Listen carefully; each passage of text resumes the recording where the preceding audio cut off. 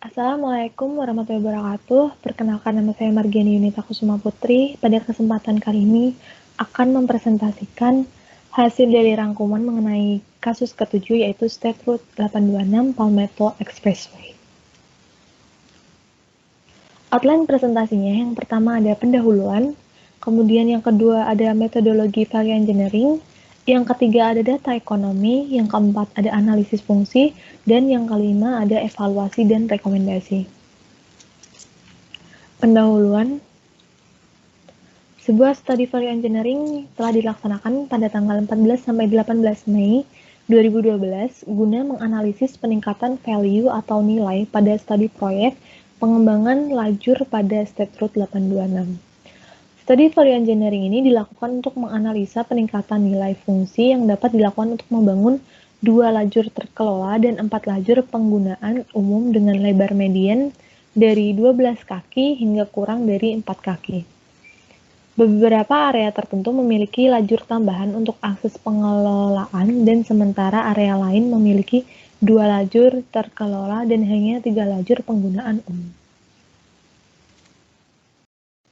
Panjang proyek ini diperkirakan sejauh 6 mil dan memiliki tujuan dari studi value engineering ini sendiri adalah untuk menambahkan 2 lajur cepat di masing-masing jalur pada bagian tengah sepanjang koridor, dan tujuan dari lajur cepat ini adalah untuk meningkatkan mobilitas, meredakan kemacetan, dan memberikan opsi perjalanan tambahan di sepanjang koridor State Route 826.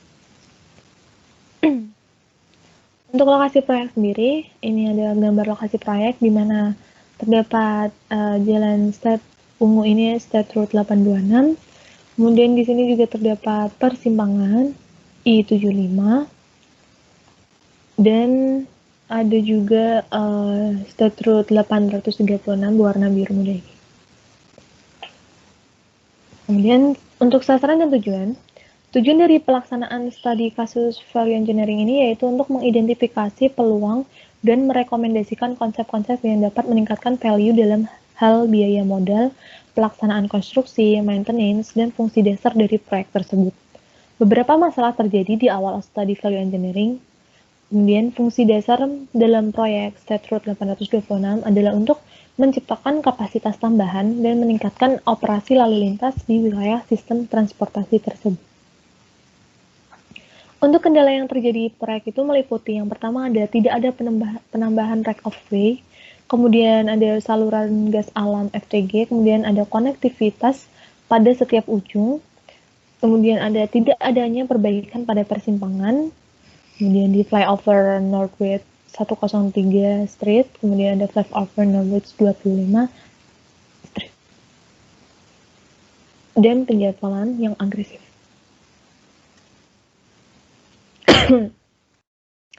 Untuk hasil dari studi value engineering, tim value engineering menghasilkan 31 ide dan 9 diantaranya dipertimbangkan lebih lanjut pada tahap creative idea space dari value engineering job plan. Proses dimulai dengan dilakukannya tabulasi pada dokumen pengembangan, proyek, dan lingkungan atau PDN dan E untuk menghasilkan pilihan alternatif yang kreatif. Adanya beberapa ide yang memiliki potensi peningkatan nilai terbesar untuk dilakukan pengembangan lebih lanjut. Ide-ide yang tersisa akan menjadi saran, pertimbangan, atau dieliminasi karena hanya sebagai duplikasi atau tidak mungkin dan atau tidak sesuai untuk diterima. Sehingga pada akhirnya tim value engineering mendapatkan 6 rekomendasi ide untuk dipertimbangkan oleh para desainer. Metodologi value engineering. Metodologi value engineering ini terdapat 3. Yang pertama ada pra-study value engineering, study value engineering, dan yang terakhir ada pasca study value engineering. Untuk pra-study value engineering ini terdiri dari penjadwalan, review dokumen, pengumpulan mengenai informasi proyek, dan menyusun data proyek menjadi cost model. Informasi terkait dengan desain, konstruksi, dan operasional dari fasilitas yang sangat penting karena dijadikan sebagai dasar pertimbangan. Sedangkan sistem dasar biaya, penjadwalan produksi, dan pembangunan fasilitas juga menjadi bagian dari analisis. Untuk studi value engineering, pada tahap workshop ini berjalan selama 5 hari dengan mempersiapkan rencana kerja. Rencana kerja tersebut menjadi acuan dalam pencarian nilai atau value yang tinggi. Pada proyek mencakup prosedur untuk pengembangan solusi alternatif. Fase-fase terjadi pada value engineering workshop ini berupa yang pertama ada fase pengumpulan informasi, fase identifikasi fungsi dan analisis biaya, ada fase kreatif, fase evaluasi, dan ada fase pengembangan. Pada fase pengumpulan informasi, kondisi dan keputusan yang mempengaruhi perkembangan proyek harus ditinjau dan dipahami. Oleh karena itu, manajer proyek konsultan desain memberikan informasi desain tentang proyek kepada tim value engineering yang kemudian akan didiskusikan kembali dengan menggunakan dokumen yang telah diberikan tersebut. Pada fase identifikasi fungsi dan analisis biaya, berdasarkan estimasi biaya awal, data historis dan data latar belakang proyek, model biaya yang dikembangkan dalam proyek ini diselenggarakan oleh elemen atau stakeholder konstruksi utama. Model biaya ini juga digunakan untuk mendistribusi biaya yang diakibatkan dari elemen proyek untuk berfungsi sebagai dasar dari pengkategorisasian alternatif fungsional. Dalam hal ini, tim value engineering menggunakan diagram fast untuk menggambarkan hubungan setiap nilai fungsi yang ada dalam proyek StatRoot 826. Kemudian fase kreatif. Pada fase ini, tim value engineering mengembangkan ide sebanyak mungkin untuk memberikan suasana kreatif dan membantu anggota tim untuk berpikir di luar dari biasanya.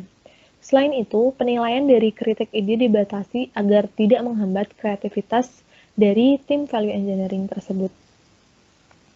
Pada fase evaluasi, tim value engineering akan menilai ide yang telah dibuat pada fase kreatif tadi, sehingga kelebihan dan kekurangan dari setiap ide akan didiskusikan dalam sebuah matriks yang nantinya dapat dikembangkan dalam model ranking.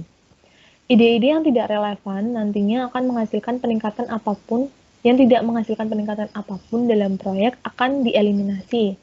Sementara ide yang memiliki potensi besar dalam savings, biaya terutama, akan dipertimbangkan untuk dikembangkan lebih lanjut. Kemudian fase pengembangan. Jadi selama fase ini, setiap ide yang memiliki nilai rating yang tertinggi akan diaplikasikan pada situasi pekerjaan konstruksi. Pengembangan yang dilakukan itu meliputi diskresi uptime, perbandingan life cycle cost, kemudian tingkat kesulitan dalam pengaplikasian, dan evaluasi dari kelebihan dan kekurangan yang dimiliki oleh setiap ide. Pengembangan ide dapat dilakukan berbagai model, dapat berbentuk narasi singkat, sketsa, kalkulasi, dan lain-lain. Kemudian pasca study value engineering. Jadi pasca study value engineering ini meliputi persiapan draft final dari hasil study value engineering tadi agar dapat didiskusikan dengan personil Florida Department of Transportation.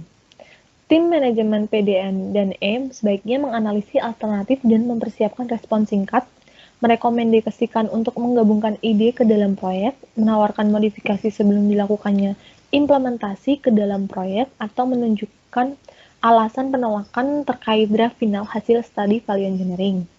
Dalam masa pasca study value engineering, pada tahap pasca study ini terdiri dari fase pengumpulan informasi, tahap presentasi, pelaporan, dan laporan final. Untuk tahap presentasi dan pelaporan, tahapan ini tuh menjadi fase final dari study value engineering tadi yang akan dimulai dengan mempresentasikan ide-ide yang telah direncanakan sebelumnya, sehingga tim FA ini akan menyaring ide-ide tersebut sebelum membuat salinan draft laporan. Untuk laporan final, pada fase ini baik penerimaan maupun penolakan pada ide-ide dalam laporan harus sesuai dengan tinjauan dan persetujuan dari Florida Department of Transportation tadi. Tim value engineering juga harus menjelaskan setiap komentar pada draft laporan akhir. Kemudian data ekonomi. Untuk data ekonomi, tim value engineering menggunakan kriteria ekonomi sebagai bahan evaluasi dengan informasi yang diperoleh dari konsultan PDNE LRE tadi yang dipersiapkan pada 29 Februari 2012. Interest rate di periode proyek terlampir dalam parameter berikut. Untuk tahun analisis, tahun 2012 dengan Economic Planning Life 30 tahun mulai dari 2014, kemudian discount rate atau interestnya 5% dan inflasinya sebesar 3%. Kemudian ini terdapat hasil dari pengelompokan mengenai biaya tadi ini kemudian dengan total sebesar 291.947.433 dolar. Kemudian analisis fungsi diagram fase. Analisis fungsi diagram fase ini dilakukan dengan pembuatan diagram fase untuk memastikan bahwa tim value engineering sudah memahami dan mengerti mengenai fungsi dasar dari proyek tersebut. Diagram fase juga membantu tim value engineering dalam mengembangkan ide-ide kreatif dalam menganalisis fungsi-fungsi yang diperlukan. Nah, berikut adalah fungsi dari diagram fase tadi. Ada higher order-nya, kemudian ada fungsi-fungsi lainnya yang berhubungan. Kemudian untuk evaluasi dan rekomendasi. Pada evaluasi, dilakukan tim value engineering dengan mengidentifikasi 9 kriteria yang mencakup capital cost, ease of construction, future maintenance, schedule impacts, traffic operation, maintenance of traffic, requires variation of exception, kemudian ada meet future needs, dan public buy-in. Setiap kriteria diberi nilai bobot dari 1 sampai 9 berdasarkan tingkat kepentingannya dari setiap item. Kriteria yang paling penting tentunya akan mendapatkan bobot dengan nilai 9 dan paling tidak penting akan mendapatkan bobot ya terkecil pastinya. Kemudian ide-ide yang telah direncanakan kemudian dibahas secara individual dan diberi skor. Skor 1 ini untuk ide yang kurang bermanfaat dan skor 5 diperuntukkan untuk ide yang sangat bermanfaat. Skor pada setiap item akan dikalikan dengan nilai bobot kriteria dan kemudian setiap perkalian dijumlahkan untuk mendapatkan total skor gagasan. Nah, ini tadi telah disebutkan, tadi ide-ide yang telah disebutkan, kemudian di skor, di mana ada capital cost-nya, kemudian is construction, future maintenance, schedule impact, dan traffic operation. Kemudian setelah dilakukan scoring, nantinya pada setiap rekomendasi itu akan mendapatkan skor masing-masing yang telah ditetapkan, ya ini di bagian sini merupakan total skornya. Kemudian untuk rekomendasi, hasil dari studi value engineering ini ditunjukkan dalam rekomendasi individual yang telah dikembangkan untuk setiap cakupan wilayah proyek. Rekomendasi ini meliputi perbandingan antara proposal tim value engineering dengan konsep awal desainer proyek. Setiap proposal mengandung ringkasan dari konsep awal desain, deskripsi perubahan proposal, serta deskripsi evaluasi terhadap kelebihan dan kekurangan rekomendasi yang diajukan. Kemudian perbandingan biaya estimasi merefleksikan harga tiap unit dan kuantitas yang digunakan dalam proyek, dengan tujuan agar dapat dibandingkan antara desain original dari desainer, proposal tim value engineering, serta tim PD&E. Tadi terpilih 6 rekomendasi, tentunya yang rekomendasi pertama ini mengenai pertimbangan 4+1 dengan bahu penuh pada managed lane di setiap arah. Alternatif pilihannya itu penambahan 2 lajur managed lanes dan 4 lajur general use lanes dengan lebar masing-masing lajur 11 feet dan lebar median yang bervariasi mulai dari 12 feet hingga kurang dari 4 feet. Untuk alternatif value engineering-nya, sebagai fase sementara, distrik dapat menerapkan satu 11 feet jalur terkelola dan kontinu 12 feet, bahu jalan dari State Route 836 ke utara persimpangan I-75, kemudian tidak adanya pelebaran yang diperlukan pada fase ini, sehingga hanya membutuhkan pengecatan patok tikungan dan infrastruktur tol. Cost saving pada rekomendasi ini sebesar potensial revenue-nya sebesar 5,36 miliar minimumnya. Kemudian ini ada gambar dari alternatif desain dan desainnya. Kemudian rekomendasi kedua itu berupa pengaturan kembali jalur utama pada bagian utara menuju bagian selatan dari Northwest 36 menuju Northwest 58. Alternatif pilihannya yaitu alternatif dokumen PD dan E menunjukkan adanya pelebaran kecil dari state root 826 di arah NB dan SB dari NW36 ke NW58 karena adanya batasan right of way di kedua sisi.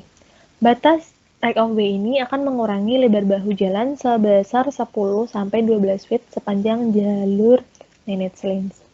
Untuk alternatif yang digunakan itu ya garis tengah dapat digeser selebar 6 feet ke sisi timur untuk menambah bahu dalam selebar 12 feet. Pembatas jalan juga diusulkan untuk digeser 10 feet ke sisi timur untuk menambahkan lebar bahu sehingga operasi lalu lintasnya dan emergency response-nya dapat meningkat. Potensial value-nya itu sebesar $1.282.000. Kemudian ini ada terdapat gambar dari alternatif desainnya.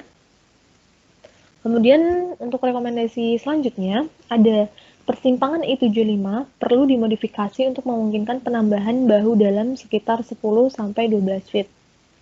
Alternatif pilihan, alternatif dokumen PD dan E ini menunjukkan adanya konstruksi yang signifikan pada persimpangan di state road 826 dan persimpangan 75.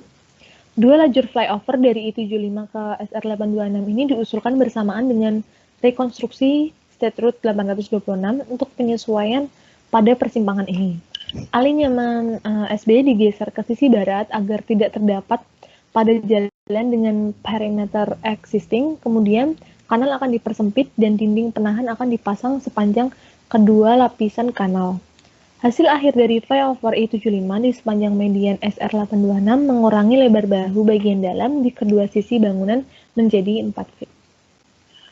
Untuk alternatif engineering-nya sendiri yaitu mengubah kanal menjadi gorong-gorong dan menggeser lajur SB ke sisi barat dengan tujuan menambah bahu bagian dalam menjadi 10 hingga 12 feet, sehingga operasi lalu lintas dan emergency response-nya meningkat. Potensial value-nya sebesar $3.428.000. Ini juga terdapat gambar dari perbedaan proposed typical section-nya. Kemudian ini ada value engineering proposed typical section-nya. Rekomendasi yang keempat yaitu pelebaran jalur selatan ke barat antara NW74 dan Okeechobee Route untuk menyediakan bahu bagian dalam selebar 12 feet. Untuk alternatif pilihannya, PD dan E dokumen alternatif menunjukkan adanya bahu bagian dalam selebar 4 feet untuk jalur managed lane dari sisi utara NW74 ke selatan Okeechobee Route. Alternatif value engineering-nya yaitu dengan perluasan ke sisi barat bertujuan untuk menyediakan bahu jalan selebar 12 feet dengan jalan penghubung dari Okeechobee menuju State Road 826, SB perlu dimodifikasi. Untuk potensial value-nya sebesar $7.636.000. Nah, ini ada gambar dari pelebaran jalur selatan ke baratnya. Kemudian rekomendasi yang kelima yaitu dengan membangun roadway crown dan stripping pada proyek untuk menghindari pekerjaan pengerukan dan pelapisan ulang, serta memperpanjang jalur kelima dari bagian utara menuju bagian ke selatan. Untuk alternatif pilihannya, yaitu kendala ini menunjukkan adanya tumpang tindih antara proyek konstruksi yang sedang berlangsung pada section persen SR826. Tumpang tindih ini terjadi antara jalan NW7 ke NW25 pada State Route 826. Untuk alternatif value engineering-nya, yaitu tim pada section 5 akan membangun friction course, mengubah lokasi crown dari stripe pada State Road 826 antara Norway 7 dan NW28 untuk menyesuaikan konfigurasi akhir dari proyek managed lanes. Friction dari stripping untuk jalur terkelola tambahan akan digambarkan untuk sementara dengan marka pekerjaan. Selama konstruksi managed lanes, friction course dan final stripping dari lajur dan bahu tambahan akan diselesaikan oleh pemegang konsesi. Pada rekomendasi ini, potensial cost saving-nya itu sebesar $940.000. Kemudian ini ada gambar dari typical section reconstruction-nya.